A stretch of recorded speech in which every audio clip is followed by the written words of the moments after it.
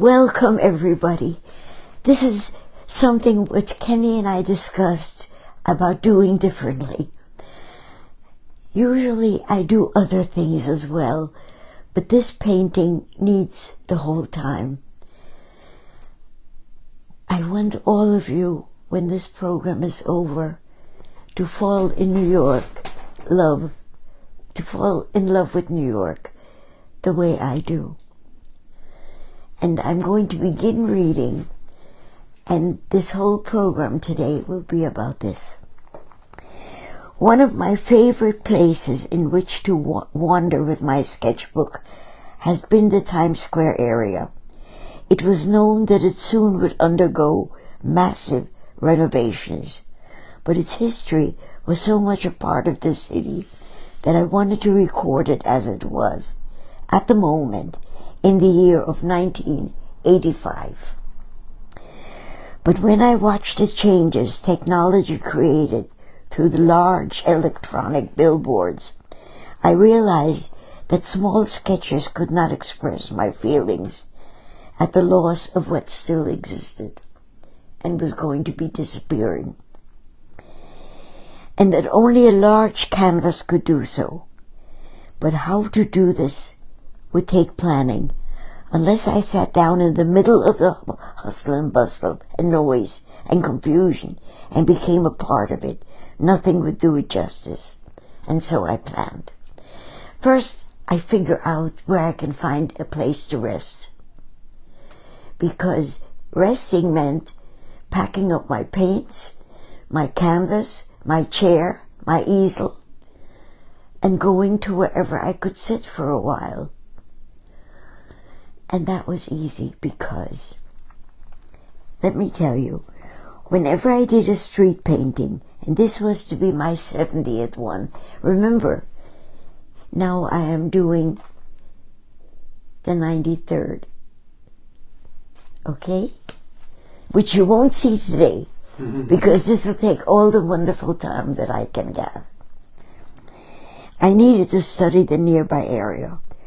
What are the nearest spots in which to take a rest break during this exhausting work? The parking lot was blocks away, and my car was the only place in which to store my canvas, easel, chair, paints, etc.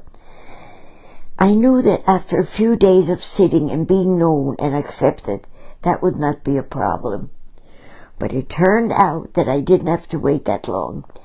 Tina, the wonderful young woman who did the computer work in our picture and framing gallery, Follow Your Art, had a friend who worked at Tickets. Should I now start? Are you going to start doing that? Should I come over close so people I can see? think, Kenny, you make the decision. Oh, sure. I'll come over now, and you could start telling stories. Good. This is going to be the first time we're doing it this way, because this painting will take every minute of talking, because I'll prepare everything for you. Okay, here is Tickets.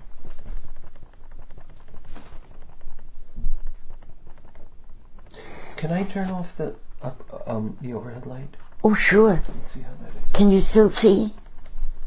Yeah, people can see. People, if you can't see, let us know, but I think you can. Okay, and here is the young man who took care of everything for me, because he let me store everything.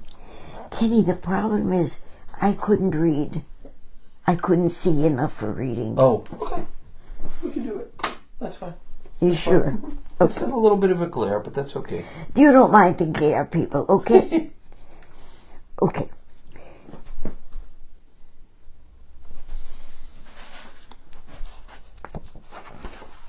He said that, okay, here he is. And he said that I could keep my things there whenever I needed a rest break.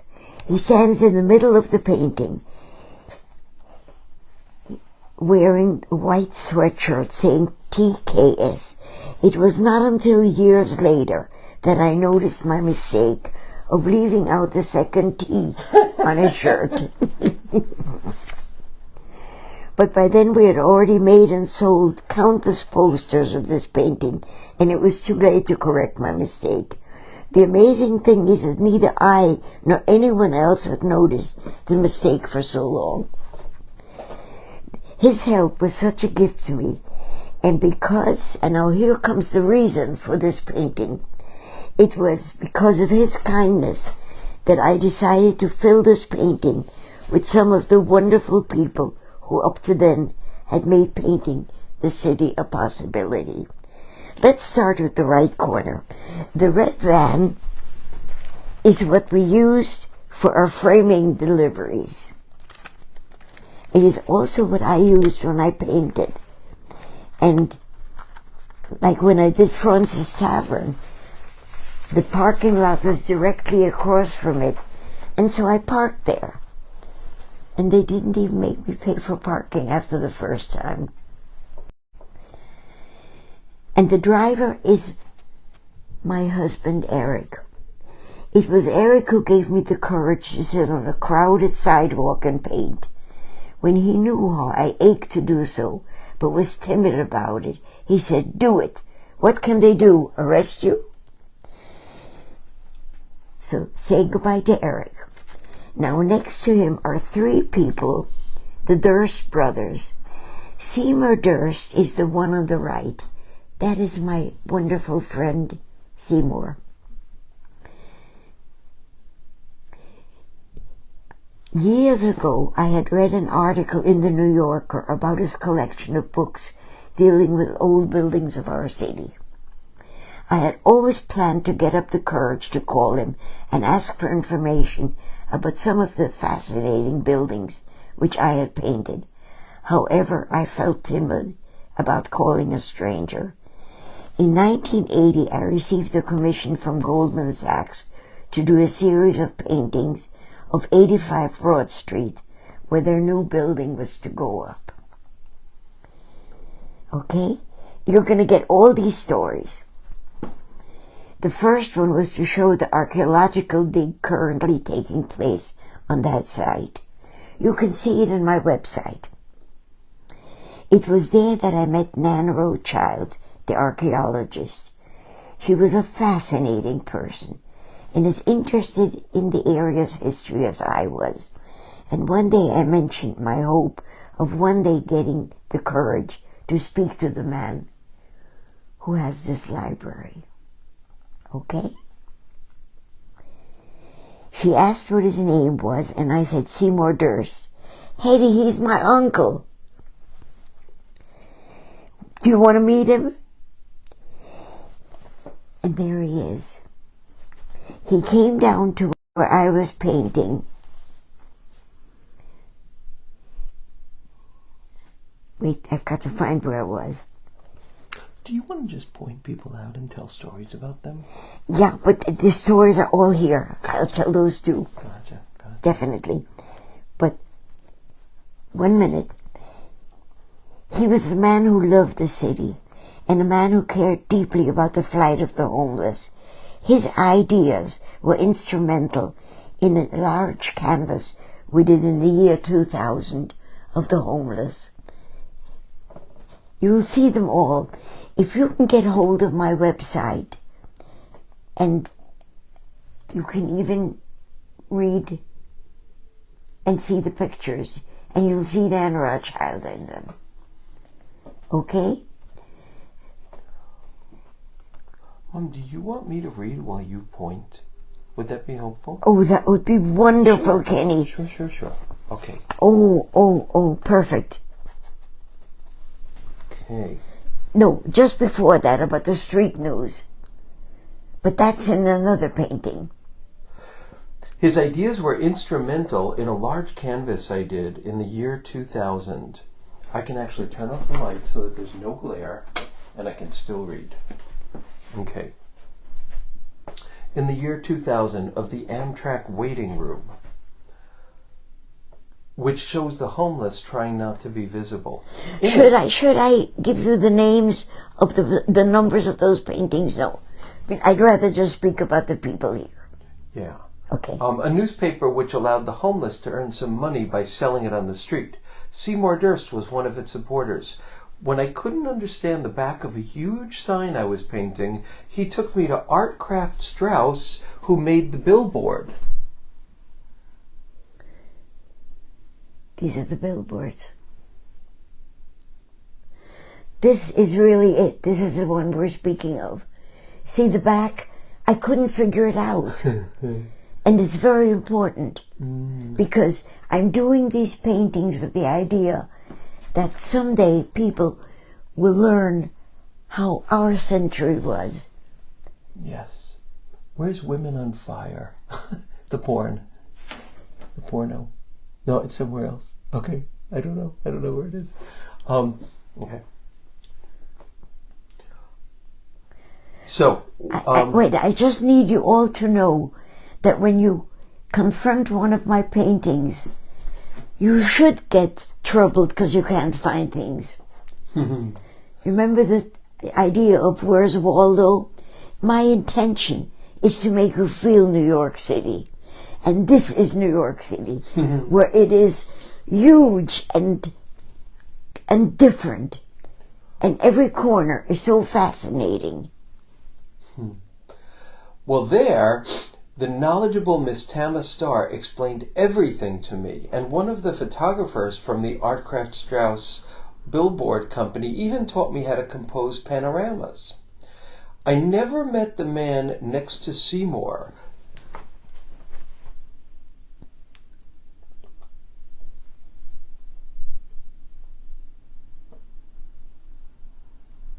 because he had passed away, and therefore I did him from photographs.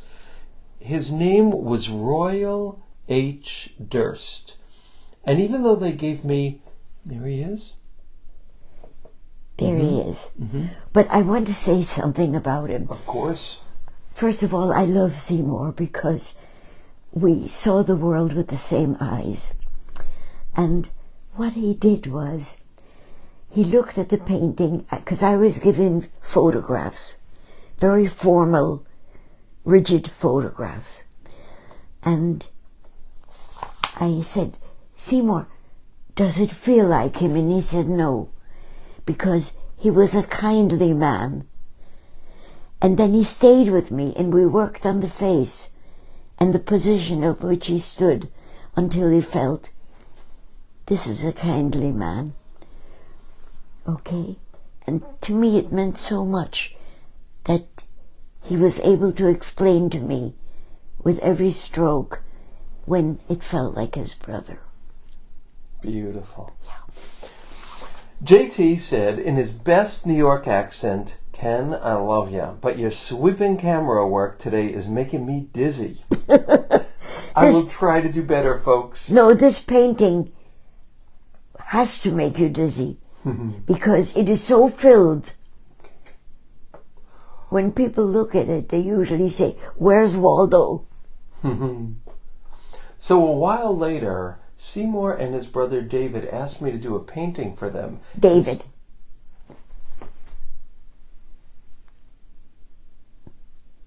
Beautiful.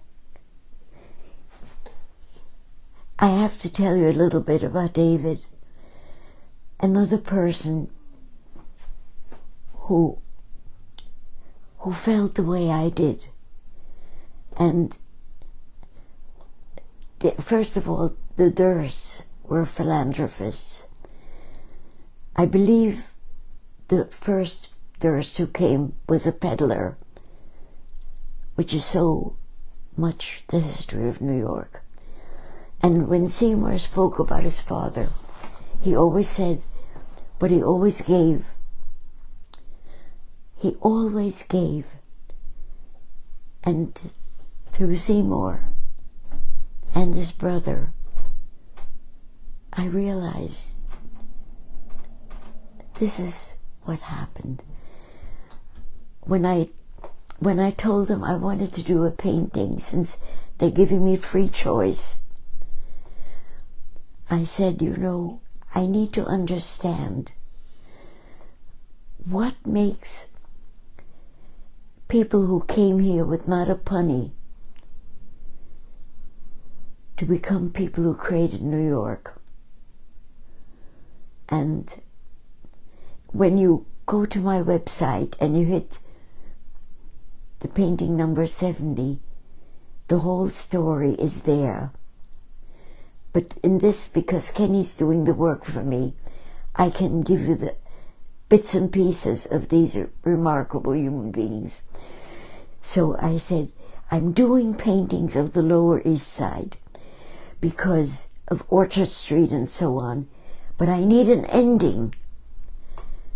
I need to explain how people who came here, not knowing the language and don't having the means to survive, created this great city. And I found it in the answer that David gave me. He said, you know what? Right now, I'm the president of an organization we founded. It's called the Hebrew Free Loan Society. And when people want to begin something but don't have the money for it, we give them an interest-free loan. And when they can afford to pay it back, so that other people can use that fund, then we use the money they give us back to give to the next people. And when I was painting the painting, not this one, but the one of the building that they used for the Hebrew Free Loan Society, two men walked by, and I had already written the title on the building, Hebrew Free Loan Society. And he said, are those guys still here? And I said, yes, but not in the spot where they first were.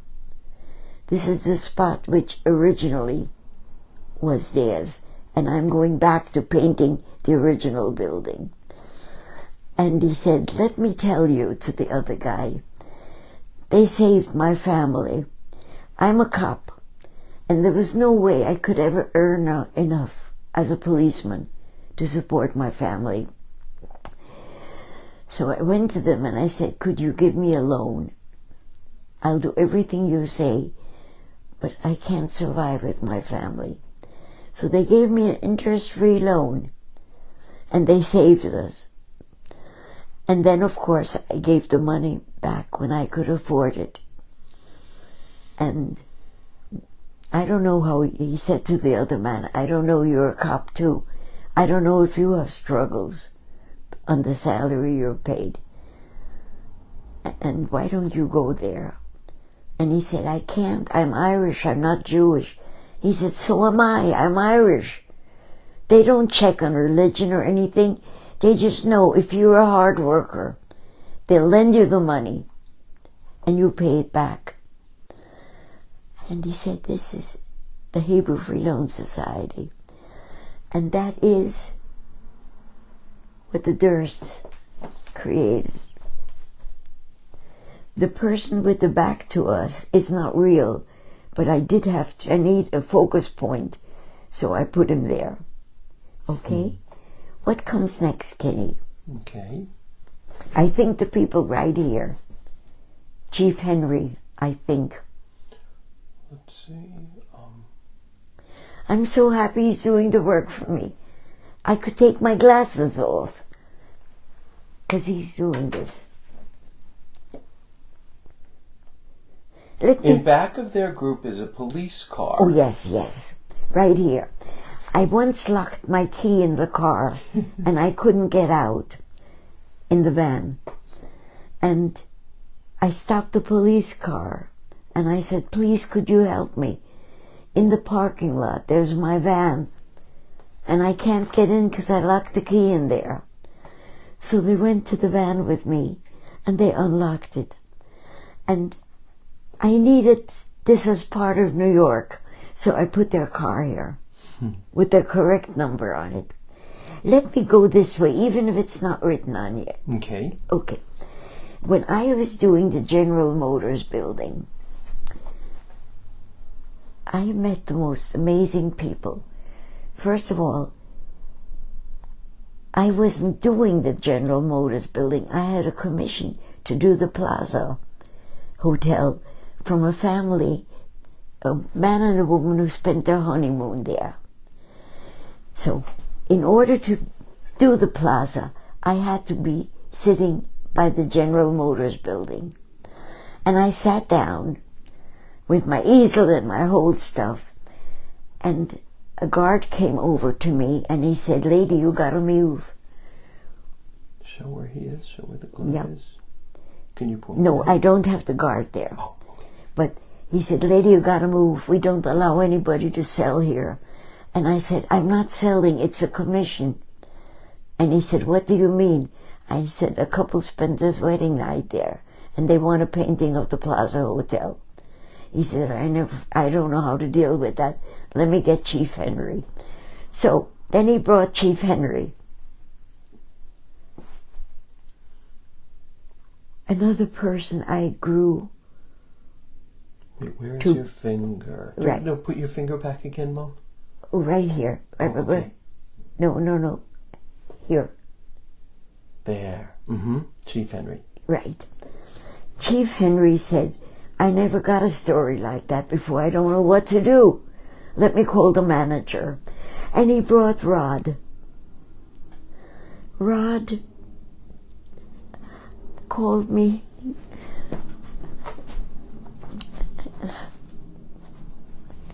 I'm going to cry in a minute. But first of all, since the manager of this huge building, the General Motors building, he said, "We'll call you our artist in residence, and you can use our parking lot." I said, "What?" Because it costs so much to park. And I became the artist in residence, was allowed to use the parking lot. And I'm going to cry because I miss them all so much. And I painted him and his family in another painting, which I did of the plaza. Because all I could do for people is to immortalize them. And mainly, I needed to show what New York is. Okay? So now, you met him. A lot of the people are in here because I needed their bodies. Okay? You've heard of the Second Avenue Deli. I didn't see their truck there, but I needed to show New York, and I could not have picked a better time and a better group than the Second Avenue Deli. I spoke of them in 2 paintings already. Let me speak of them again. No beggar ever walked in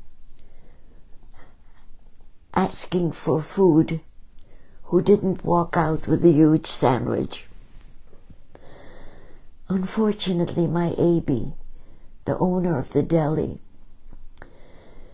he worried about all his people, and so he never let anybody take the money to the bank because they could get mugged, and he was so loved that he felt safe no matter where he was.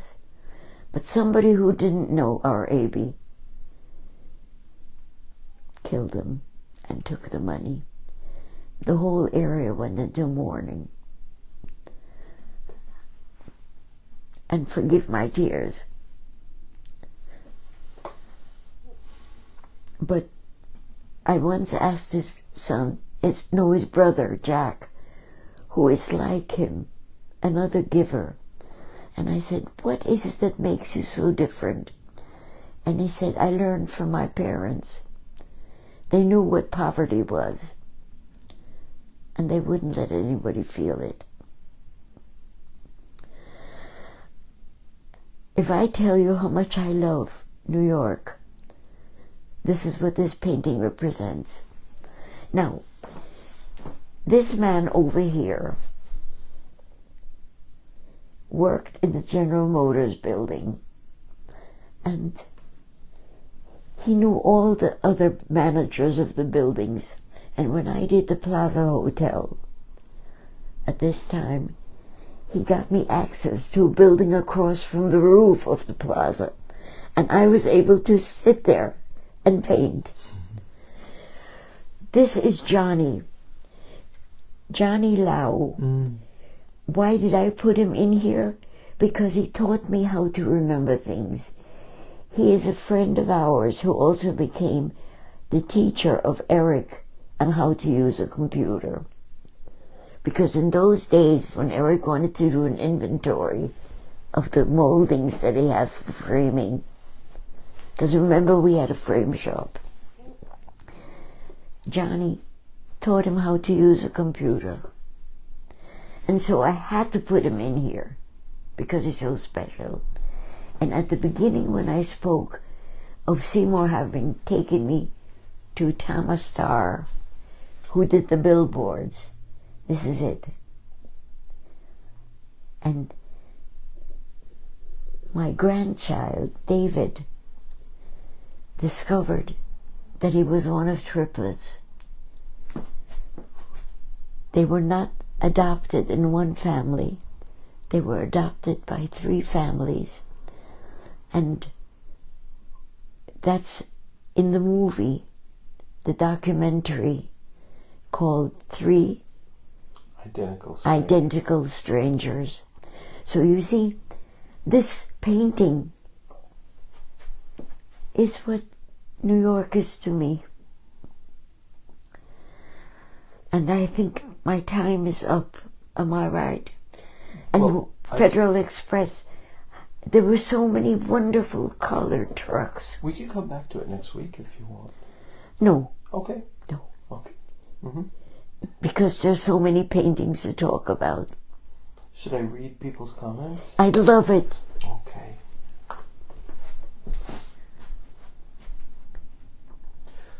So,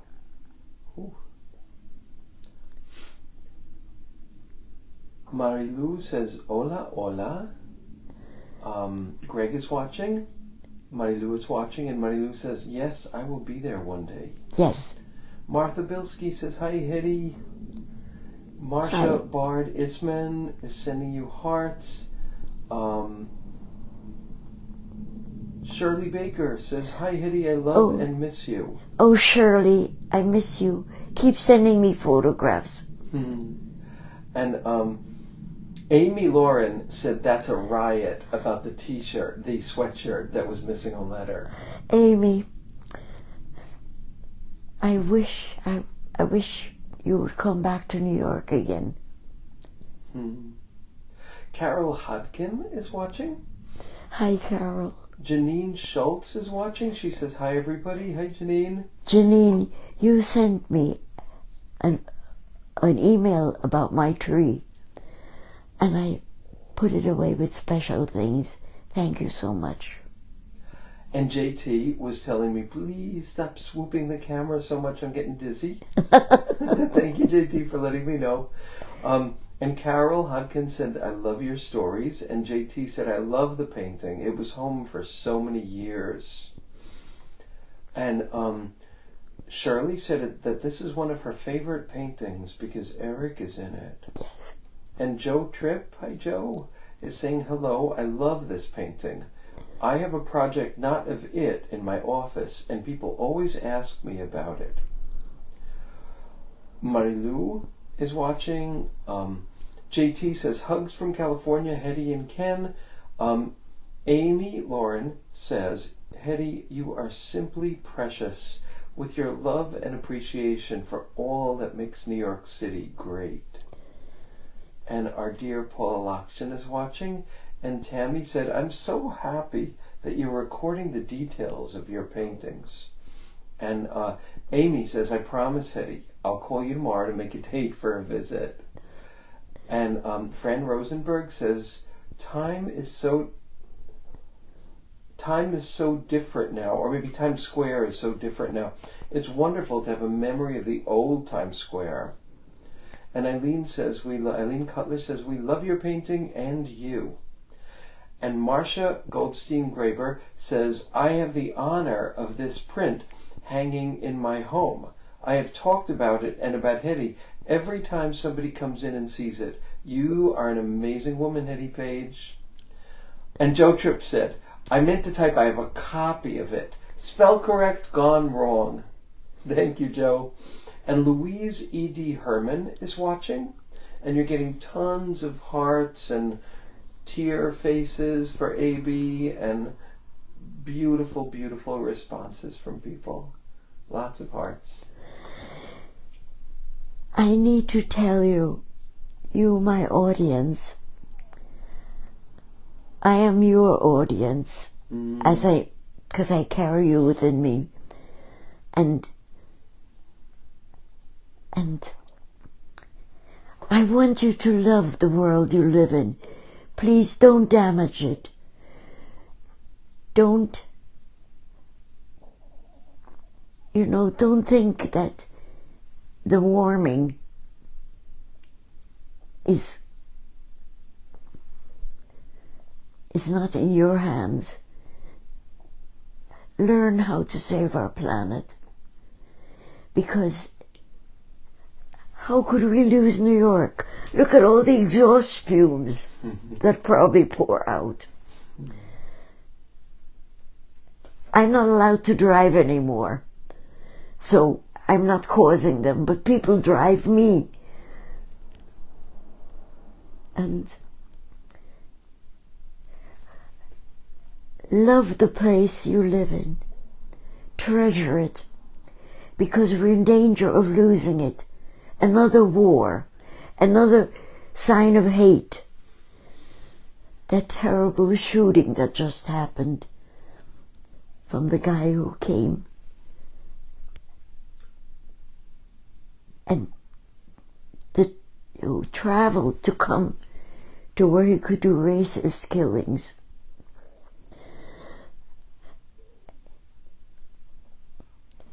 Help us to love New York. Your New York. No matter where you live, it's yours. Save it. Thank you. I love you all. Oh, and Mom, 2 other comments. Louise E.D. Herman said, I have to get the courage to paint on the street. And Shirley Baker said, thank you, Ken. Thanks, Shirley.